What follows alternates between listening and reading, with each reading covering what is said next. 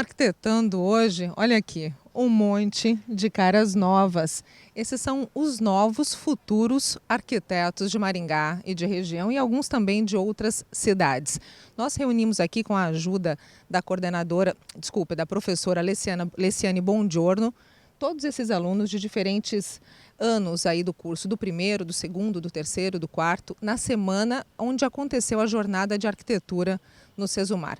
Então, esses alunos participaram de várias palestras esses dias e puderam ter aí umas diferentes perspectivas.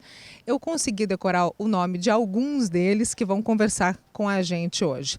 Eu quero falar um pouquinho, pessoal, acho que mais para os alunos do primeiro ano, sobre as expectativas que vocês têm quando vocês entram no curso de arquitetura. Então vamos lá, quem fala comigo? A Naira? Eu falo. Então vamos lá, passar um microfone para ela. Primeiramente, as expectativas que eu tive é que o curso de arquitetura será um curso muito libertador, porque a gente tem a capacidade de tirar o que a gente tem na mente, realizar os sonhos das pessoas, projetar, ser muito criativo. Então esse processo é muito fascinante, então é muito possibilitador o curso. Alguém mais quer falar um pouquinho sobre expectativa quando vocês entram, né, para fazer esse curso que, como a Naira disse, é fascinante? Lá atrás, vamos lá, Lorena, vamos lá? Bom, meu sonho sempre foi a arquitetura. Então, quando eu pude começar a fazer o curso, eu sempre descobri coisas novas que me deixaram cada vez mais feliz, realizada. Eu não tenho nenhum arrependimento, nunca tive vontade de escolher outro curso. Eu adoro arquitetura. Cada coisa que eu descubro, eu fico mais realizada. E eu sei que eu fiz a escolha certa. Bom, em relação a programa, vamos falar um pouquinho aqui com os alunos do quarto ano. Acho que é para cá que eu tenho que olhar, não, aqui e aqui, né? É o Leonardo e o João Ricardo. Em relação a programa, quando vocês entram na universidade, tem toda essa onda, essa expectativa, como a Naira e a Lorena falaram, de realizar um sonho. Quando você chega no quarto ano, o que acontece com isso? Bom, eu acho que eu falo em nome de todos os alunos do quarto ano. Eu acho que passando os anos a gente vai conhecendo muito mais a arquitetura, na verdade. A gente nota que não é somente forma e espaço, e sim consciência social, acima de tudo. E eu acho que é uma escolha que ninguém com certeza vai se arrepender, né? Pelo simples fato de você estar trazendo algo novo para a vida de uma pessoa ou até mesmo modificando já a vida de alguma pessoa em realização a um sonho dela. Eu acho que é isso. Bom, vocês tiveram essa semana vários cursos, várias palestras. Uma delas falando de bioarquitetura. Alguém se identificou com essa palestra? Alguém quer falar um pouquinho sobre o que vocês aprenderam nesse encontro maravilhoso com esse profissional, com o Michel? Olá, bem, para falar de bioarquitetura, vamos entrar na arquitetura ecológica, que são construções que agridem menos o ambiente. Não 100% ecológicas, mas diminuem por aí 40%, 50% de poluição, e já é um bom avanço. E tem as construções de terra, que faz a estrutura em madeira e depois põe-se terra para cobrir. E não se utiliza o concreto. O concreto só é utilizado na fundação, que os bioarquitetos chamam de... Para fazer uma boa construção ecológica tem que ter um bom piso, que nesse caso é um bom sapato, e um bom chapéu, que é o recobrimento. Então, os materiais que vão agredir o ambiente, como o concreto, só vai se utilizar na sapata e na fundação. Depois usa-se toda uma gama de materiais biodegradáveis, como terra e outros. E a outra grande diferença é no sistema de esgoto. O sistema de esgoto não vai para o sistema de rede pública. Há um tratamento do sistema de esgoto dentro da casa. E usam plantas, usam animais, tartarugas, usam peixes para tratar a água. E a água é toda reutilizável. O Batista é de Angola. Você vê que interessante aí a visão que ele tem da arquitetura, e de todos esses alunos, aquele que mais se identificou com essa arquitetura com menor impacto ambiental. Bom, desse pessoal todo aqui, vamos falar um pouquinho de mercado de trabalho? Quem está no primeiro ano ainda vê isso bem distante, não é? Mas aí quem está já para os últimos anos já começa a se deparar com os estágios, com a situação do mercado de trabalho. Leonardo, vamos lá? Vamos. Bom, a arquitetura, o campo de arquitetura é um campo muito aberto, né? Só que na realidade você precisa ser o destaque, né, diante de todas as outras pessoas, no caso. Então o estágio, ele faz com que a gente amplie os nossos conhecimentos, porque ele nos faz entender o lado cliente e não só o lado arquiteto também, né? Então assim, as ideias que o cliente tem, as ideias que a pessoa que nós estamos realizando esse sonho de dar vida a esse projeto, né? Essa ideia de casa que tem. Então eu acho que isso contribui muito para a gente, porque a gente cresce muito, né? A gente começa a ver os problemas que podem ocorrer durante a profissão, né? A gente aprende a solucionar as dificuldades que vão aparecer no decorrer da profissão também.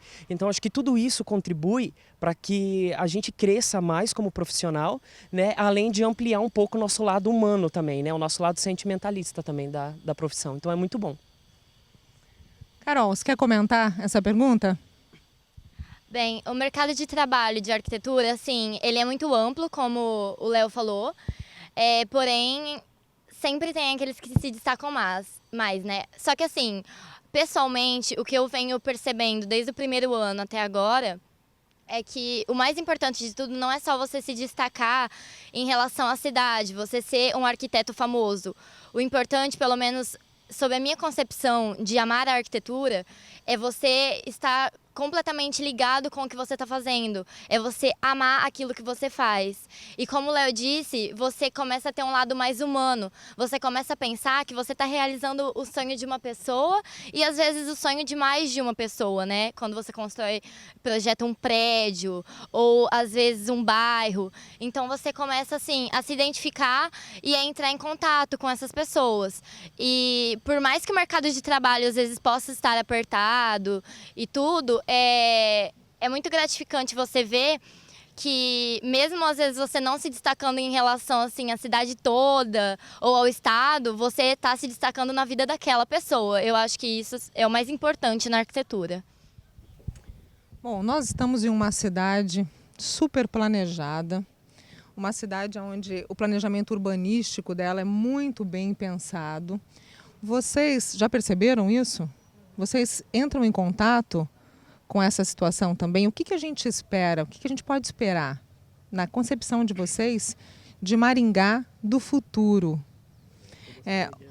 Ontem, inclusive, dentro da jornada de arquitetura organizada pelo Cesumar, pelo Unicesumar, houve uma palestra a respeito desse assunto, feita pelo Edson Cardoso, o arquiteto Edson Cardoso, que ele também é presidente do CODEM, e ele falou um pouquinho dessas perspectivas de Maringá do futuro. Bom, quem falou aqui que é o Júlio? Júlio, vamos lá, Júlio. Vamos lá. Bom, com a concepção do plano diretor, todo ser planejado de Maringá, eu acredito que particularmente é muito bom. Temos espaço para melhorias na questão de ciclovias, ciclofaixas, no caso, melhorias de transporte público. Por enquanto, no entanto, ainda estamos com os planos, aí o projeto de Maringá foi projetado para veículos. O veículo não é um problema para a cidade nem para ninguém, mas nós conseguimos sim, com o espaço público que temos hoje, projetar espaços que venham a ter locomoção, vamos dizer, mobilidade urbana diferenciada, sem ser através apenas de veículos, sim, de bicicleta. A gente podemos usar o veículo talvez 2 vezes na semana e os outros dias a bicicleta. Com esse intuito, vamos dizer, a melhoria, tanto social, vamos dizer, saúde,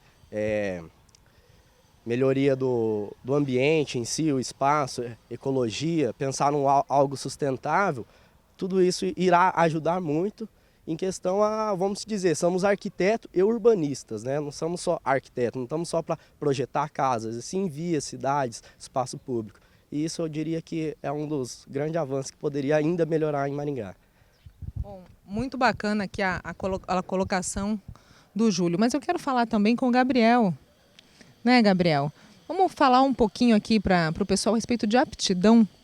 Você está percebendo, como vocês que estão assistindo aí estão percebendo, que cada um deles fala diferente da mesma coisa. O Júlio aí com essa veia mais urbanística, a Carol com uma veia mais de arquitetura de interiores, mais a parte de residencial, mas também aí pensando nos prédios, pensando na parte de condomínios fechados ou bairros, novos bairros. Então cada um começa já a se encontrar, a se identificar. Vamos falar um pouquinho a respeito disso, Gabriel? Como que você se identifica dentro da arquitetura no segundo ano, né? Certo. Então, estando no segundo ano, passando já pela fase, digamos, introdutória da arquitetura, eu vejo que, assim, a arquitetura não é, no geral, não é para pessoas que realmente não se identificam, não pensam no próximo, não pensam em quem pode estar utilizando o espaço projetado. Eu vejo que a arquitetura, no caso, é uma ferramenta muito boa, né, para se projetar mesmo, para se criar espaços mais agradáveis, mais legais para se conviver mais com o nosso meio. Acho que é mais ou menos isso. Pode, por favor. Seguindo esse mesmo raciocínio, eu acho que nós como arquitetos, meu nome é Isabela, do terceiro ano, e nós temos que pensar a arquitetura, na verdade, em quem vai utilizar, né? Seguindo esse mesmo raciocínio. Então, a gente se torna um pouco psicólogos também, porque nós temos que pesquisar a vida de quem vai utilizar aquele espaço, né? Muitas vezes deixar de lado a nossa ideia de estética, né? O nosso gosto, abrir mão dele para pensar no gosto do cliente e de quem vai utilizar aquele espaço, né? Então, acho que a arquitetura ela vai muito além da estética e do estrutural, né? Ela vai... nós nos preocupamos em quem vai utilizar aquele espaço e como aquele espaço vai transformar a vida das pessoas mesmo, né? Seja urbano, seja mesmo arquitetônico, enfim, acho que é isso. Bom, muito obrigada, Isabela. Obrigada. Obrigada, Gabriel, também. A gente fala muito, e vocês percebem, né, aí quem acompanha o Arquitetando, que o arquiteto, ele se doa. É uma profissão extremamente... Quando a gente fala de aptidão, dentro da vocação de vocês tem que ter muita generosidade, porque vocês se doam. Cada cliente leva um pedacinho da alma de vocês. Então isso eu acho que é realmente aquilo que o Gabriel colocou, que a Isabela colocou. Mas para a gente encerrar, eu quero falar de um assunto que muito me interessa. Antigamente, muito antigamente, se trabalhava com nanquim, com desenho à mão livre, com régua. Hoje vocês aprendem a fazer arquitetura nos sistemas, né, nos softwares de arquitetura. Como que é isso? Vocês já criam a forma, vocês já veem o projeto dessa maneira? Como que funciona essa relação? Quem consegue falar sobre isso para mim? O pessoal lá do fundo? Não? Ó, o Júlio. A Jordana. Vamos passar para a Jordana? Jordana. Acho que a gente já falou. Bom, pensando na parte de projeto com relação ao AutoCAD, por exemplo. Muitas pessoas preferem projetar primeiro desenhando à mão. A Carol faz muito isso. Nós somos da mesma sala do terceiro ano. E nós fazemos trabalhos juntos. E a gente percebe que na arquitetura é muito variado. Cada um gosta de fazer de uma forma. Eu já penso melhor começando pelo sketch, que é o 3D. Eu prefiro ver o que eu estou fazendo para depois passar para o AutoCAD, que é a parte mais técnica. Mas essa parte de desenhar ajuda muito porque a gente coloca no papel aquilo que o cliente quer, o sonho dele, para ele ver. Porque os programas, eles facilitam muito para a gente, mas eles são demorados, queira ou não queira. E quando você está com o cliente, você precisa de uma coisa rápida, de uma coisa instantânea. Ele vai te falando e você vai transcrevendo no papel aquilo que ele quer. Então, a gente precisa ter essa noção, que é o que os meninos aprendem no primeiro ano, que é a parte mais técnica, que é a parte à mão. Os programas eles vieram para facilitar uma coisa que nós chamamos de estética, porque o programa 3D, ele deixa o projeto apresentável para você vender para o cliente, para ele ver aquele sonho dele como se fosse realidade, que é o que o Photoshop faz, o que o 3ds faz. Eles deixam a visão do cliente pronta para aquilo que vai ser, como vai ficar quando estiver pronto. Então, essa parte é muito importante e a gente não pode deixar de lado, mesmo porque a gente vai usar isso para o resto das nossas vidas. Então, é muito importante a gente utilizar essa parte da mão, da escrita, do trabalho manual, porque é isso que realiza o sonho do cliente. Antigamente era muito ligado com belas artes, a arquitetura. Então, isso é muito interessante, porque como a Lorena disse, cada um cria de uma forma, mas é importante ter essa visão geral. Grandes arquitetos dizem que a arquitetura nasce de fora para dentro. Então, primeiro o volume e depois a parte de interiores. Bom, o João queria falar alguma coisa aqui, mas eu vou mandar mais uma última pergunta, e essa eu prometo que é a última. O que é o bom projeto? O que para vocês é um bom projeto? Aí o Júlio deu a deixa, jogou a bola na área. Quem que vai chutar para o gol? Vamos lá, Gabriel. Chutar para o gol? Lá. Como que é o seu nome? Meu nome é Isis, eu sou do 3º ano. Eu acho que um bom projeto é aquele que, como todos falaram, o cliente deseja, o que ele realmente quer, de um jeito mais confortável para ele.